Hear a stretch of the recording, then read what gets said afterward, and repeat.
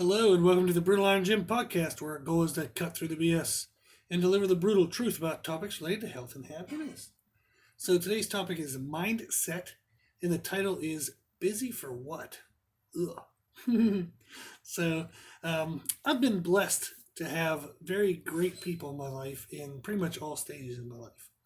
And recently, one of those great people contacted me with a life project idea, and it was centered around the concept of I'm checking all the things off the list in life, but am I getting ahead? And this is basically meaning to I'm paying attention to my health categories. So my physical health, my mental health, my emotional health, my relational health, spiritual health, financial health, etc. So I'm doing stuff to address each category, but is what I'm doing just keeping me where I am? Am I treading water? Or am I actually moving ahead? So one of the quotes kind of from the conversation was, I want to be successful. So we, like, after this conversation, it really, I loved the conversation and I love stuff like this. So I'm very lucky to have people in my life who actually like these conversations as well. So I love the idea. And I've actually been kind of struggling with this idea in my own life as well, is that I'm doing a lot of the right things in life, quote unquote. So who knows if I am, but according to my definition of what the right things are, I hope I'm doing the right things. But am I actually moving forward? So example for me would be is like spiritual health. So like I've talked about before, like I consider myself Christian. And so I listen to like podcasts in the morning. Like I listen to like sermons from different pastors, and I like the idea of it is that it gives me something to think of for the rest of the day. So usually in a sermon, they're going to have some type of like life lesson, and then I get to kind of think about it all day and see if I'm doing well with that, or see if it's something that maybe I can apply to my life better. Da da da da da. So kind of like a learning lesson or a working lesson for the day, and then I try to pray to God every day, like even for little things. So like I was trying to take a picture of something the other day to put on social media, and like 5 or 6 pictures later, I couldn't get the lighting right. I couldn't get like the right position. So I actually just said a prayer and asked God to help me get this freaking picture right, so that way I can get this thing online and hopefully help people. And then what do you know? Things start going better, and it's in a way it helps you stay calm and try more options. Also, maybe he helped me out and got the picture done for me. But that will be the idea for me in terms of like spiritual health. Is if I'm listening to podcasts every day, if I'm praying to God every day, but is it actually drawing me closer to God?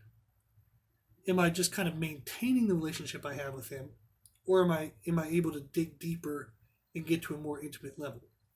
So you can think about that in whatever type of spirituality you have. So your connection with the bigger things than ourselves. I think about like financial health. So like I track my finances, so I know how much money I have in all my accounts. I know who's taking money out of my accounts, and I know where I'm able to put some money back in. And I try to be careful with my spending. I have certain things I know I spend money on that are more wants than necessities, but at the moment I can afford the wants. So I'm lucky and happy with that. But I'd also know that if I needed money in certain circumstances, or if I wanted to save more money, I maybe have to lessen some of those wants. So I do track my finances. I'm careful with my spending and I save what I can, but are my bank accounts growing? Am I able to put more and more away for my future? So that's something I would want to consider. Another example is relational health. So I ensure I set aside time and emotional resources for my loved ones. So the ones that I consider to be like the top priorities in my life. So I try my best to make sure I have time, but I also try my best to make sure within that time I have emotional health, emotional resources. So, and the reason why is like sometimes at the end of the day, if you've worked all day, you've had a bunch of stresses all day, you get home and you're technically with your family, but if the whole time you're kind of zonked out because you're stressed from the day or tired from the day, or if you come home in a pissy mood because something happened at work, that's not a really good quality of time. So not only do I want time with my loved ones, but I also want to have a good quality of time. So with them, I set aside that time, I set aside those emotional resources. But are my relationships actually drawing closer? So, yes, I'm spending time with them. And yes, maybe it's a fun, good time. But are we actually drawing closer? Do we feel more loving of each other? So, these are questions we can kind of think of to ourselves. Is I'm busy. I do things. I check things off the list. I make actions. But what are my actions getting me? Are they holding me where I am? Not in the sense of like limiting me, but they're only pushing me up to where I already am. But are they going to push me further? So, how many of you feel that way? Like you're busy, but for what? So, the first thing I thought of was in our conversation, if they want to be successful, if I want to be successful, the first thing we have to do is define what success is. And for each category, it can be a little bit harder. So, finances, you're like, make more money. Okay. So, say save more money, make more money, done. That's kind of like you can argue that that's an easy one. But what about things like mental health, emotional health, or relationships? How do you define success for that? So, we've been working through this life project, and the one thing, like one example I have is kind of I wrote, what is winning for me? So, how do I know I've won the race? So very often in life, we feel like life is a race, a series of sprints and walks and maybe stumbles and falls. So it's definitely more of a marathon than anything else. But if we want to win the race, we have to know where the finish line is. So very often they'll run a race, but they don't know where the finish line is, meaning they don't even know what direction to go in, or they don't know when they've done enough. So we all know the story of like people who are like, billionaires and they're corrupt and they're complete pieces of crap human beings and they keep trying to get more and more money. And it's like, well, freaking crap. Like if you have $100 million, how much more do you really need? so they'll sometimes go way past what would be quote unquote winning, and it costs them other areas of life. So it might cost them their character. It might cost them relationships and family. Maybe unfortunately they go through a divorce because they're too greedy about certain things and money is too much of a focus. So it really helps us to define what success is. In a sense, we have to define what is winning. So for my relationship definition, I wrote always having a sense that my parents, my brother, and spouse, I don't have a spouse yet in terms of like a wife, but she would be included in this when the time came. So always having a sense that my parents, brother, and spouse know, without any doubts, that I love them completely. I value them above all others, and that I would help them with anything they need at any time. Now, that's my definition. So it sounds lovely, probably, or at least I hope it does. But how in the hell do you actually quantify any of that? So that would be basically the issue was, okay, if I want that to happen, how do I know if I'm doing that? How do I know if I've achieved that? So my next step was to put together the kind of daily or monthly kind of actions that would allow me to feel like I'm moving towards that definition. So the actions that I decided on were for each person. So like my mom, my dad, my brother, and my spouse is to communicate with each at least 3 times per week via any form of communication. So whether that's in person, text, email, whatever the hell, whatever you can do, just try to communicate with them. Now, I just created these rules, and as of right now, I'm not actually being successful in all these rules, but it's something that I think would help. So I want to communicate with each of them at least 3 times per week via any form of communication. Then I have a goal of, okay, that at least keeps us in touch, but what is the depth of that touch? So I figured if I talk with each of them at least 1 time per week via a phone call or FaceTime, where you actually get to hear their voice or see their face, that brings that like a deeper level of communication, deeper level of relationship. So that was one of my other goals.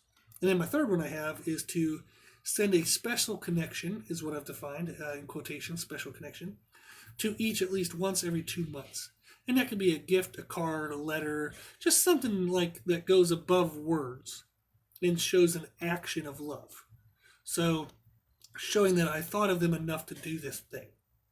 So those have been the things that I've decided on so far would be my actions.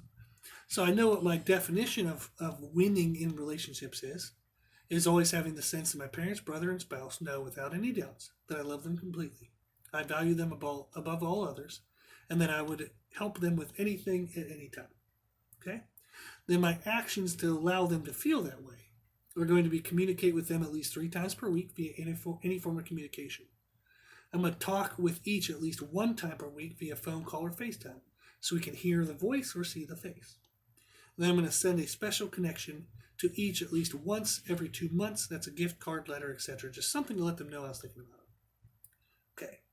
Now, how will I know if I'm getting ahead? So how will I know if those actions are just keeping me busy or if they're actually moving me forward? And like we said, in certain categories of health, it's easier to be sure. So, for example, in physical health, you can get a blood test every 6 months, see if your markers are good, see if your cholesterol is good, glucose, triglycerides, all that stuff. You can see if everything's moving in a good direction or if it's quote-unquote healthy. Okay?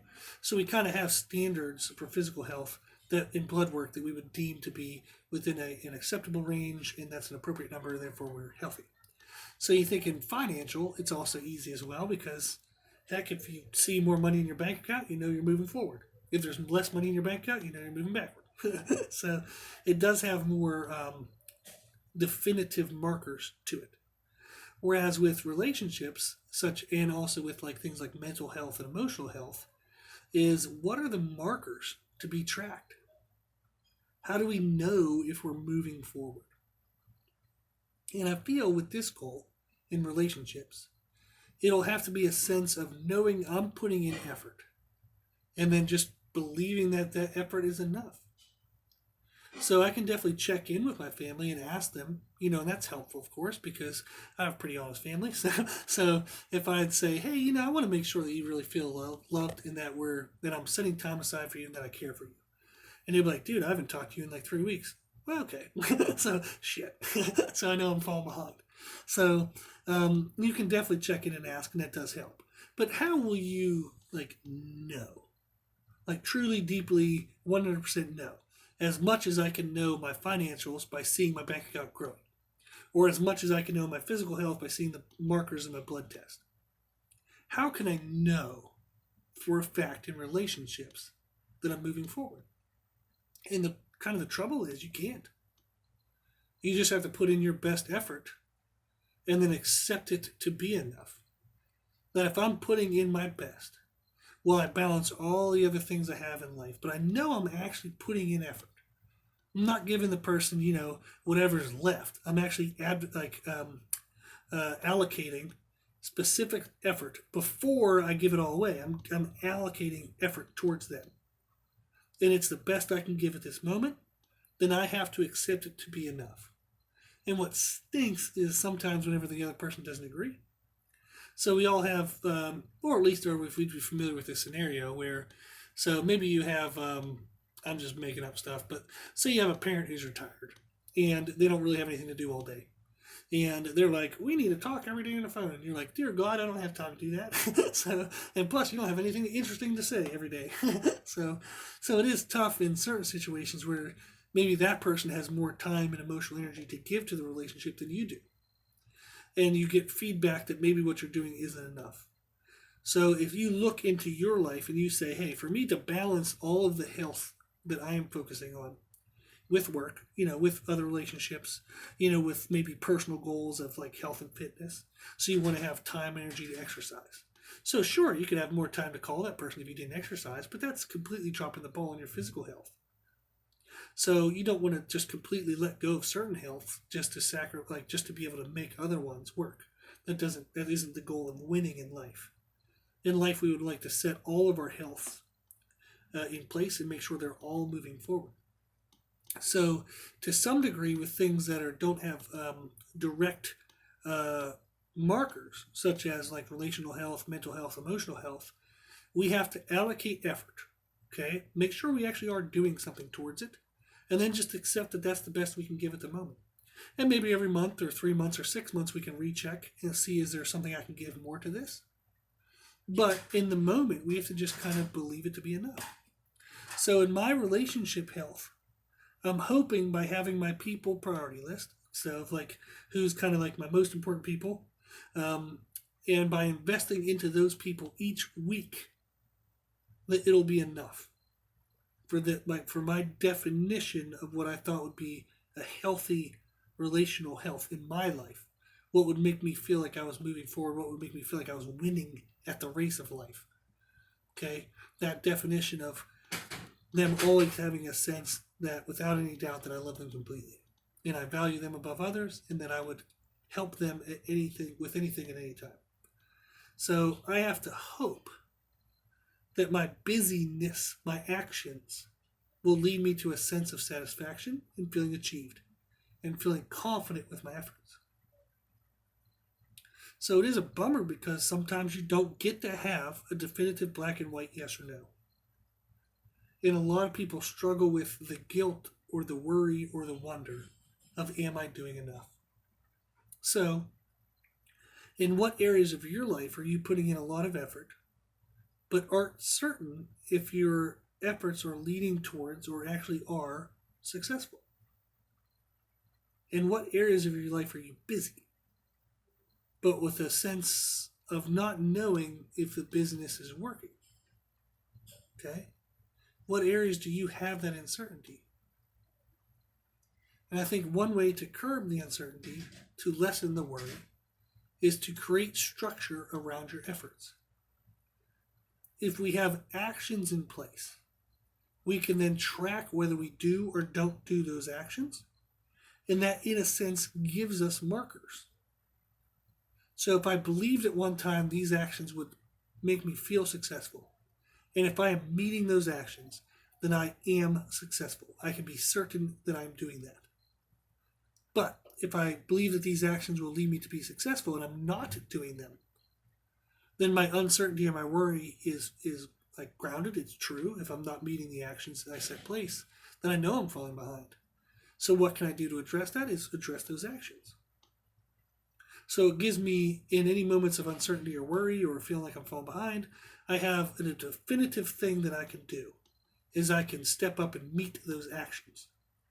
And that gives me the certainty. That lets me let go of worry. That lets me feel successful. So, if you can create structure around your efforts, you can know that your busyness is getting you something. It is getting you where you want to be. So another example from my list, one of my categories of health, was business development. And I defined success, or how I'd feel like I was winning, was to be able to see in some way that I am continually reaching and impacting more lives. That's how I want my business to develop, is to know that I'm able to reach more people and in some way positively influence their life. That would be amazing for me. So I think that's successful in business. So my actions that I created for now was to record my outreach each month. So record the number of clients I have in person and online, record the number of gym members, record the number of followers I have on like Facebook and Instagram, because I actively pursue those accounts. So I can record my followers, and I can also record the number of podcast downloads that we get through the gym. All those numbers are trackable, and they all have ways to track them on, or I already have in place. So I can actually tell you all those numbers right now. So I'll track the number of clients in person and online, number of gym members, followers on Instagram and Facebook, and the number of podcast downloads. Then what I want to do each month is take time, and this can actually be done very quickly. It actually doesn't take much time at all. It takes 10, 15 minutes. Is do what I call a preview and process. Basically, it's deciding what is improving and why. So if I see certain numbers going up, why is that? Like, what have I done this last month that maybe aided in that? So maybe all of a sudden we get more followers on Instagram and Facebook, and I realize, like, if I look through my posts and say, oh, you know what, I've put a lot more things about exercise techniques. So this month compared to last month. So maybe let me pursue that more this time. Maybe I'll increase that a little bit more and see if that even bumps the numbers up more. Or maybe I put more things about life, like just like mindset stuff like this, on how to help people navigate um, different concerns and worries in life, how to help them have better mental happiness. And maybe people love that. And that's what kind of grew a little more of the followers in that month. So trying to review what's improving and why. What needs nurtured, what needs maybe ended. So maybe I tried something new this month and it didn't lead to anything. So I just kind of cut that and let it go. And then what's the next step for more growth? So you're basically going to try to kind of review what happened in the last month, see what you need to get rid of and what you need to improve on and maybe do more of. And then I'm going to create plans of action. So in adherence charts for that. So for example, if I say, hey, you know what? I think if I post more mindset stuff, maybe I'll do that 3 times a week. So I'm going to put a note in my phone, okay, that tracks like how many times per week did I put up a mindset thing. And I'll have 3 spaces for each week. So I'll make sure each week I check off the spaces. So if I do one on Monday, then all of a sudden it's Friday and I haven't done anything else since Monday. All of a sudden I'm going to do one on Friday and Saturday. So I'll make sure I get them in that week. But I have to create a plan of action. So if I know mindset posts helped, my action will be to do X number per week. My adherence chart will be to track and make sure I do that. So that's what I want to do. So if I see my number of clients in person or online, maybe that's not growing. Maybe it's the same as last month. Ooh, man, that's a bummer. What can I do to push that up? What can I do to reach more people? So maybe I have to post more things about what we do with clients, or the services that we do offer online. Maybe how our services might be different in a positive way towards other services. Maybe you can reach people who want a certain. So for example, I always want to make sure that my people I work with stay healthy and long-term successful. So I will absolutely not do something that might let them get say, a boost in results right now, but it's going to have a long-term detrimental effect. So for example, you'll have certain trainers where they'll give their person, metabolic aids of some sort, whether illegal or legal. And they do, let me chop all their calories away, let me do them double their cardio. All of a sudden, for the next 4 weeks, they look amazing, but then you've just wrecked their metabolism and you created an enormous amount of stress in their life because you had to make them adhere to more discipline of things. So they're going to have a rebound, a recoil from that, and then maybe in 8 weeks, they look worse off. Or they don't look any better than they were, 12 weeks ago, but you got that peak in that one little moment before you brought before and after pictures. So I don't want to do any of that stuff. I want to make sure my people are getting healthier and happier every single month. I don't want us falling backwards. I want us just making nice, slow, steady progress all the time. Stay healthy, stay happy. That's the goal. So I would think through that and I would say, okay, what do I need to do for each of those areas for the numbers to grow? Maybe I'm not posting enough. Maybe I'm posting too much. Maybe I'm not posting the right stuff. How do I analyze that? How can I work on that? And then that's what my plan is create these plans for each of those areas and then frickin' do the plans. So if you look at, you can't see this because this is audio, but on the paper I'm reading from, my actions is number 1 is record outreach each month. Number 2 is preview and process outreach. Number 3 is create action plans and adherence charts. Number 4 is do the plans with a bunch of exclamation points. So it's good to analyze all this stuff, but you have to freaking do it. So it doesn't do you any good to have the world's best training plan if you don't actually go to the gym. It doesn't do you any good to do the best nutrition plan if you don't actually follow the damn thing. So with this structure, I can know if I'm reaching more people.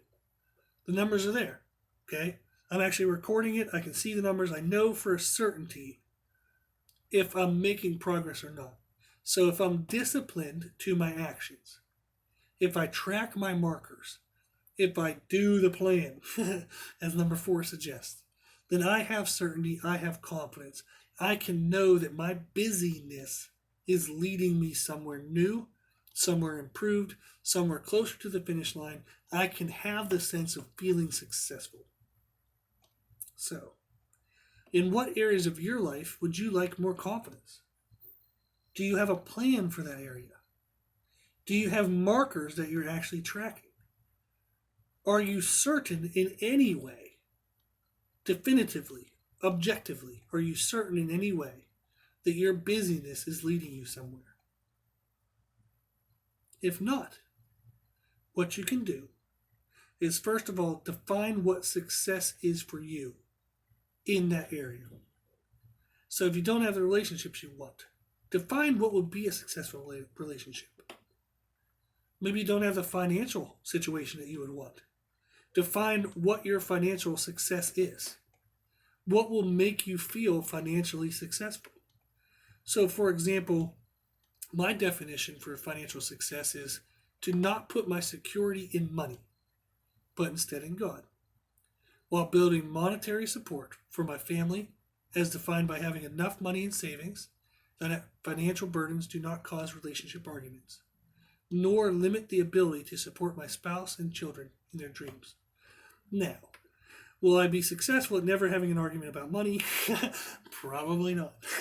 But if the same damn argument came up over and over again, I would feel like I was being unsuccessful.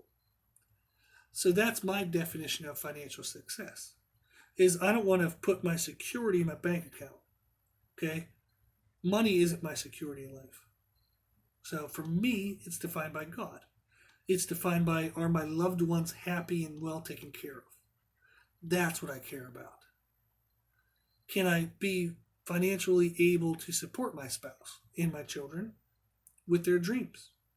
Can I provide them with their needs and maybe a few of their wants? That kind of thing. That's what would allow me to feel successful. There wasn't a number. I didn't say I need X amount of money, because that's not my goal. My goal isn't a number. My goal is emotions, feelings, connections. That's what I want.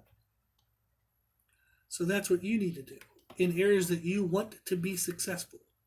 And you're busy, you're doing things, you're checking things off the list, but you're not sure what it's getting you.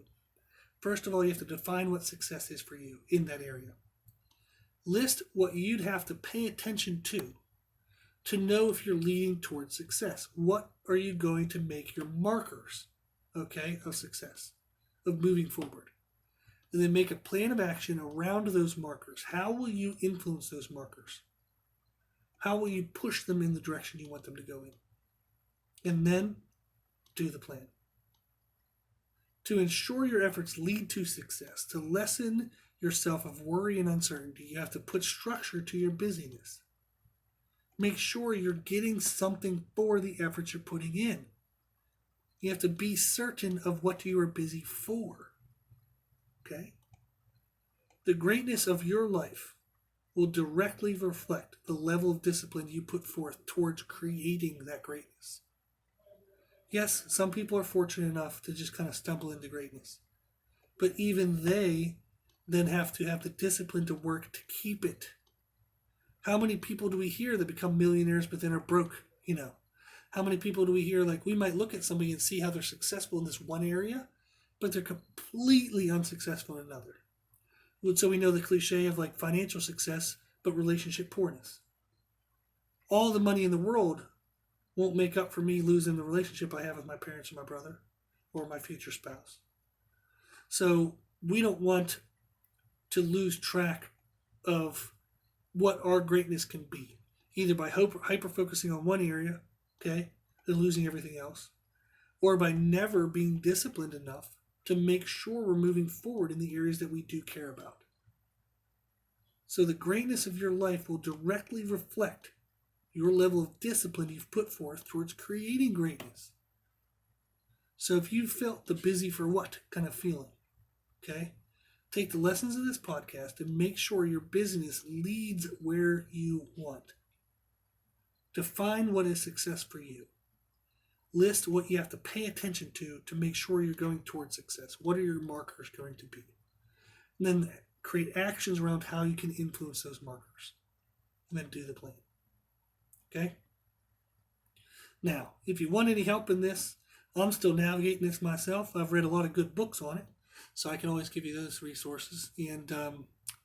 But please reach out. So if this is something that you're worried about or you're think might be something you want to pay attention to, email us, brutalirongym@gmail.com. Okay? And we'll have a discussion, see if there's ways we can help you. So as myself and my friend work through it, as I read through more of the books related to this kind of stuff, I'll be happy to help. So if anybody is feeling this stress and it's holding you back from living the happiest life you can, please reach out. There's other people, we can all join together and maybe learn something from each other. Cool. So hopefully this helped. this is something that I know is a current project in my life, is I want to make sure being busy feels good. But what am I getting for it? Am I going to be successful when I reach the end of my life? Am I going to look back and realize it was an amazing feeling to know that I took control and I created the life I wanted? Or I get to the end and look at a life that could have been. So what do you want for your life? If you want greatness, create the discipline around it and create the greatness that you want. Okay? Cool. If you like the podcast, please share it with family and friends. The more people we help, the happier the world will be. Also, if you like this information, you can find more from us on Instagram, Facebook, and Twitter at Brutal Iron Gym. And if you have any questions, feedback, or suggestions, we'd love to hear from you. The podcast is for you, so we know what you want to learn about. And you can tell us at our email at brutalirongym@gmail.com. As always, I hope this was helpful. And thank you for listening. And thank you for watching.